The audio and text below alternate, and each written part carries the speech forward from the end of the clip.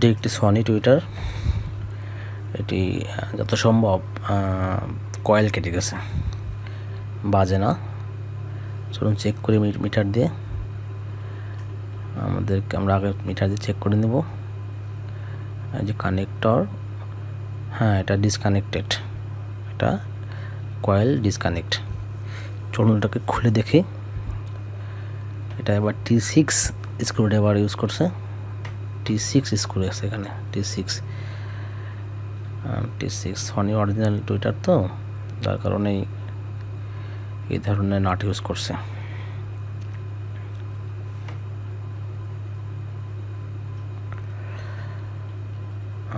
এই যে আমরা কয়েলটিকে দেখতে পাচ্ছি, ম্যাগনেট। কয়েলটা আবার চেক করি একটু, কোনো কানেকশন নাই। আমরা কয়েলটাকে খুলতে হবে। ওই পাশে রয়েছে কয়েলের তার, হ্যাঁ এখান থেকে ঢুকে ওই পাশ থেকে বের হয়েছে।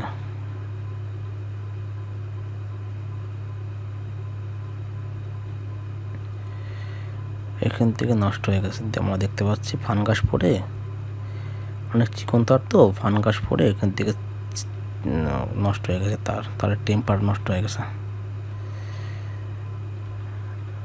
হ্যাঁ এই যে আমি আস্তে আস্তে খুলতেছি, সব খুলে ফেলে আমি নতুন করে কয়েলটাকে বাঁধবো। এই কয়েলটা কিনতে পাওয়া যায় না, কিনতে পাওয়া গেলে নতুন কিনে লাগাই দিতাম, কিন্তু কিনতে পাওয়া যায় না, সেই কারণে আমি এটাকে বেঁধে দিব।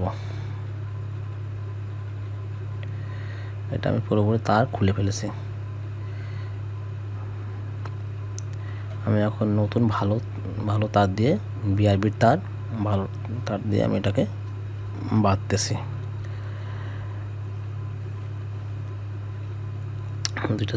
দুটো ক্লিয়ার করে নিচ্ছি। ছিদ্র দিয়ে ওই পাশে তারটাকে ঢুকাতে হবে। ছিদ্র দিয়ে ঢুকিয়ে দিলাম, দিয়ে এই পাশে কানেক্টরের সাথে পেঁচিয়ে রাখি। এখন আমি এইভাবে সিরিয়াল দিয়ে তার একটার পর একটা দিয়ে পূরণ করব। আপনারা চাইলে এইভাবে কয়েল করতে পারেন। আমি কয়েলের ফর্মাটাকে না খুলেই এর উপর দিয়ে করতেছি, খুললে অনেক ঝামেলা হতো, মেজারমেন্টের জন্য আবার মাপতে হতো, এই কারণে আমি না খুলেই এর উপর দিয়ে করতেছি। আমি এটাকে 2 লেয়ার করব, 2 লেয়ারে ছিল।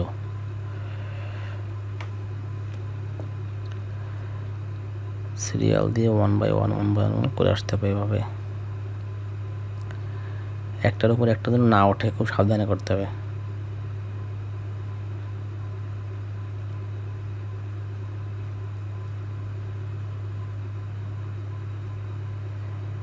আমার এক লেয়ার দেওয়া হয়ে গেছে, আমি এখন এর উপরে আঠা দিব, কারণ প্রথম লেয়ার করে আঠা দেওয়ার পরে তারপরে দ্বিতীয় লেয়ার করতে হয়।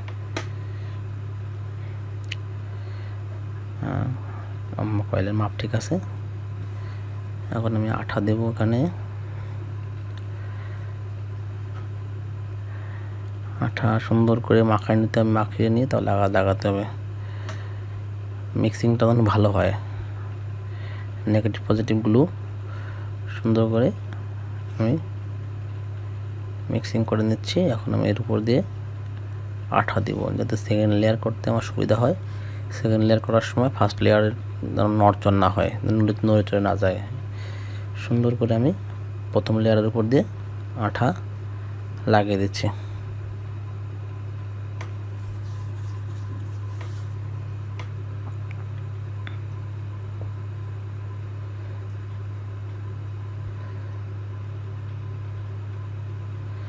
পাতলা করে আঠা দিতে হবে, বেশি হয়ে গেলে আবার তুলে সরিয়ে নিতে হবে।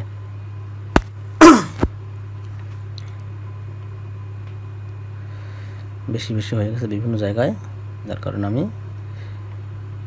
বেশি এক্সট্রা আঠাগুলো তুলে নিচ্ছি। এক্সট্রা রাখা যাবে না। হাত দিয়ে এটাকে সুন্দর করে আমি ক্লিয়ার করে দিলাম। এখন আমাকে এটা একটু শুকায় নিতে হবে। শুকানোর জন্য ঘন্টাখানেক ওয়েট করলেই হবে, কারণ পুরোপুরি শুকানোর দরকার নেই, মোটামুটি শুকালেই হবে। এখন আমি আবার সেকেন্ড লেয়ার শুরু করছি। প্রথম লেয়ারে অল্প একটু জায়গা বাকি আছে, জায়গাটা আমি চেষ্টা করতেছি ধরায় দেওয়ার জন্য। হ্যাঁ, এবার আমি সেকেন্ড লেয়ারে চলে গেলাম।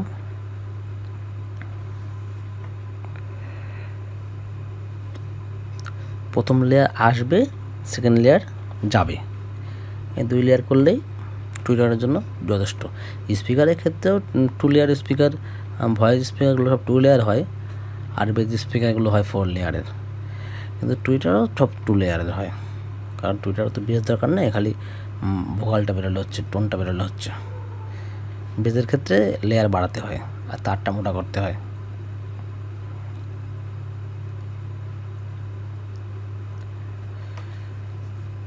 সেকেন্ড লেয়ারও প্রায় কমপ্লিট। এই টুইটারে অল্প তার আছে, খুব বেশি তার নাই, ছোটো টুইটার তো।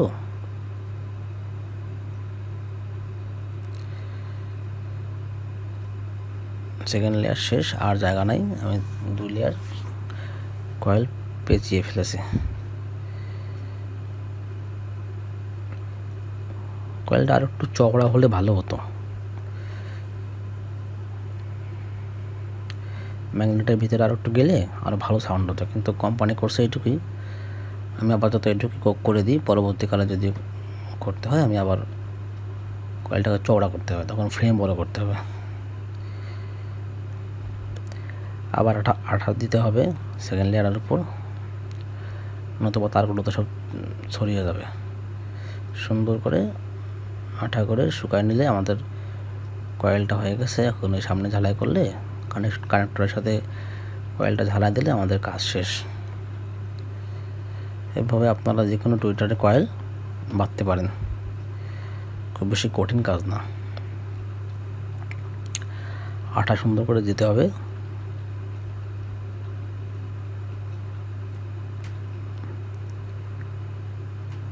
সুন্দর করে সব জায়গায় পাতলা করে আবরণ করতে হবে, বেশি মোটা যেন না হয়। বেশি মোটা হলে আবার ম্যাগনেটের ভিতরে যে ফাঁকা মানে হোলটা আছে, জায়গাটা আছে, সেই জায়গায় বাঁধলে আবার বাজে নয়েজ হবে, কোনো প্রকার টাচ খাওয়া যাবে না, তার কারণে আঠাটা পাতলা করতে হবে।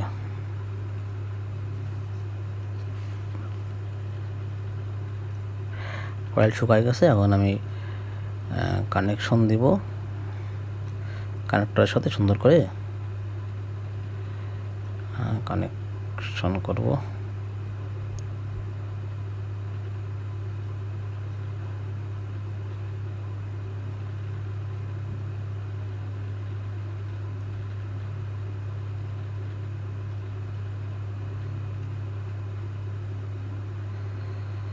সুন্দর করে কয়েলগুলো ঘষে নিতে হবে, কারণ কয়েলের উপরে একটা প্রলেপ দেওয়া থাকে, হ্যাঁ, বার্নিশের প্রলেপ দেওয়া থাকে, প্রলেপটা সুন্দর করে তুলে নিতে হবে। আমি তুলে নিয়েছি এবং সুন্দর করে ঝালাই করতেছি। ঝালাইটা একটু সাবধানে করতে হবে, বেশি গরম হয়ে গেলে আবার ফ্রেমটা নষ্ট হয়ে যাবে। যত তাড়াতাড়ি সম্ভব অল্প সময়ের মধ্যে ঝালাই করে ফেলতে হবে, বেশি টাইম নিলে গলে যেতে পারে ফ্রেম। হ্যাঁ, ঝালাই হয়ে গেছে সুন্দর। এখন আমি ম্যাগনেটের ভিতরে এটাকে আবার সেট করব, তার আগে আমি একটু চেক করে নিই মিটার দিয়ে। হ্যাঁ, এবার দেখেন কয়েলে কানেকশন ঠিক আছে, আগে কিন্তু কানেকশন ছিল না। এখন আমি ম্যাগনেটে কয়েলটা বসাচ্ছি, তার আগে একটু পরিষ্কার করে নিই।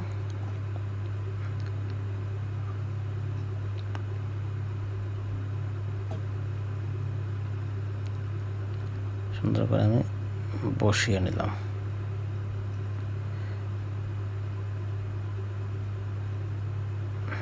বসছে। এরপরে ফ্রেমটা দিয়ে নাট দিয়ে টাইট দিলে আমার টুইটার রেডি।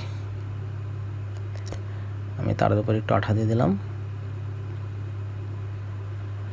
আচ্ছা, এবার আমি টুইটারের ফ্রেমটা বসাচ্ছি। আমাদের টুইটার রিপেয়ার ডান, টুইটারটি রেডি হয়ে গেছে। এভাবে আপনারা আপনাদের যে কোনো টুইটার স্পিকার বাঁধতে পারেন, তবে চেষ্টা করবেন তার গুণে তার দিতে পারলে ভালো হয়। আমি এখানে আমার যতটুকু ধরে ততটুকু দিছি। একটু বেশি হলে সমস্যা নেই, কম হলে সমস্যা। একটু বেশি মানে সামান্য 2-4 পাক 5 পাক বেশি হলে ব্যাপার না, কিন্তু বেশি আমি বিফে দিয়ে সাউন্ড করতেছি, দেখি সাউন্ডটা হয় কিনা টুইটার। হ্যাঁ, সাউন্ড হচ্ছে, তার মানে টুইটারটা কাজ করতেছে। এভাবে আপনারা আপনাদের টুইটার বেঁধে ফেলতে পারেন।